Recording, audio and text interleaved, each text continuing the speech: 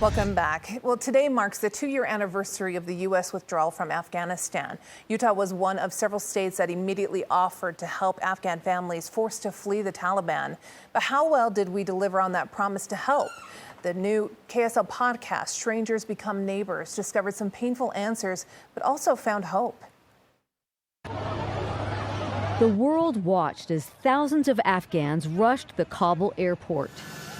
I think we all wanted to help when we saw these terrible images, desperate images of people fleeing Afghanistan for their lives.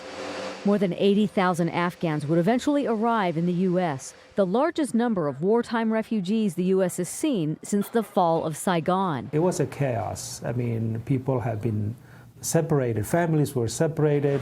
And they came during a pandemic, an affordable housing shortage, and at a time when refugee agencies had been cut back to almost nothing. So we had to do a lot of fundraising. We had to contact our community leaders. Everyone in our community stepped up to help us.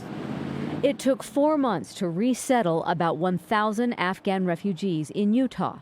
What we wondered was what was going to happen a few months later.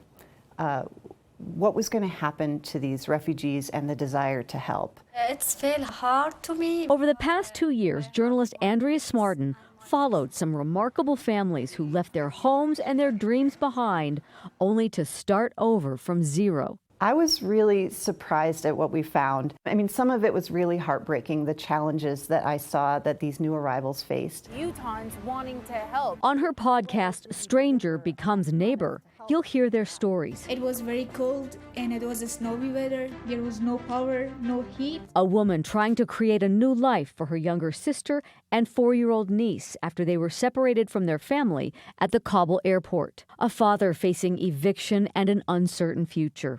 A female soldier who helped U.S. Special Forces, now a widow, left to care for their new baby alone. And she was tromping through the snow with her little baby. You'll also meet Utahns who stepped up to help them. I'll help this family.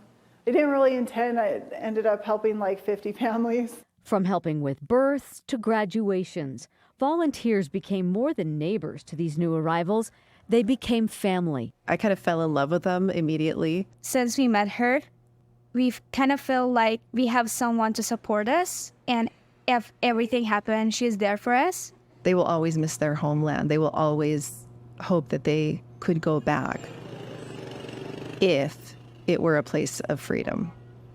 And so, because it's not now and we don't know if it will be again, they are integrating here, and it's really amazing to see.